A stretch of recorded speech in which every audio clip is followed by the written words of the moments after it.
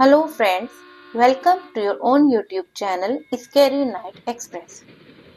Friends, आज की कहानी एक छोटे से कस्बे की कहानी है, जहां रात के 12 बजते ही कस्बे में सन्नाटे के बीचों बीच कुत्तों के भौंकने की गूंज उठती थी।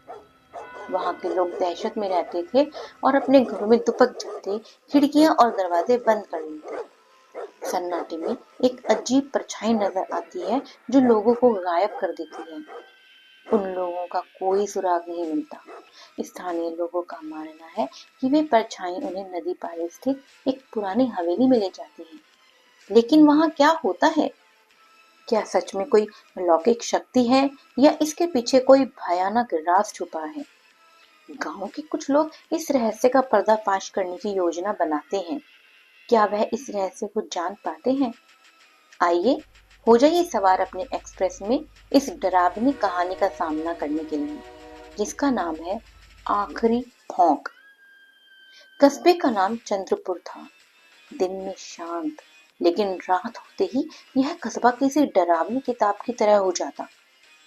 जैसे ही रात के 12 बजते हर गली से कुत्तों के भौंकने की आवाजें गूंजने लगती। लोगों का कहना था कि भौंकने की आवाजें एक चेतावनी थी।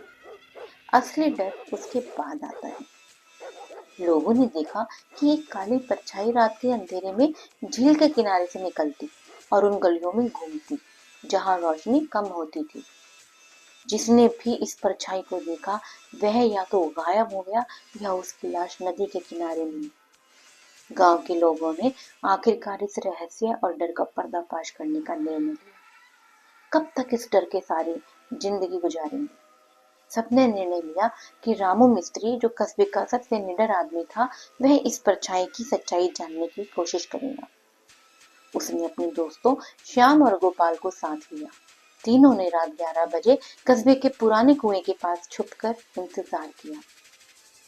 जैसे ही घड़ी ने 12 बजाए, कुत्तों के सामूहिक भौंकने की आवाजें तेज हो गई। दूर झील के पास से एक धुंधली परछाई निकली।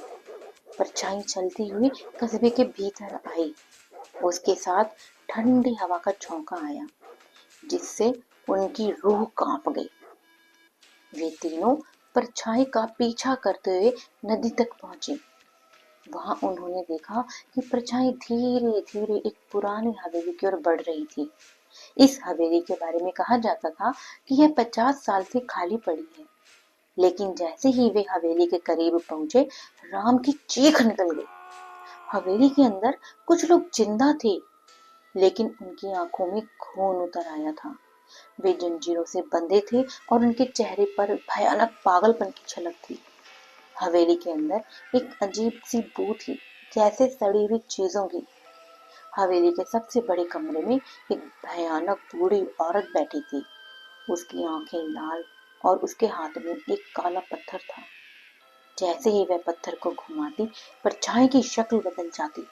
वह इंसानों को मारकर उनकी आत्माओं से अपनी शक्ति बढ़ा रही थी। रामू और उसके दोस्त वहां से भागने की कोशिश करने के लगे, लेकिन हवेली का दरवाजा अपने आप बंद हो गया। परछाई ने उन्हें पकड़ लिया, लेकिन तभी कुत्तों का झुंड दरवाजा तोड़कर अंदर घुसा और उस परछाई पर टूट पड़ा। उन्हें लगा कि कुत्तों ने उनकी रक्षा की है, लेकिन यह सिर्फ उनकी भूल थी। परछाई ने उन कुत्तों को खत्म करने के बाद उन तीनों की तरफ अपनी लाल आंखों से देखा और उनकी चीखें हवेली में गूंज उठी।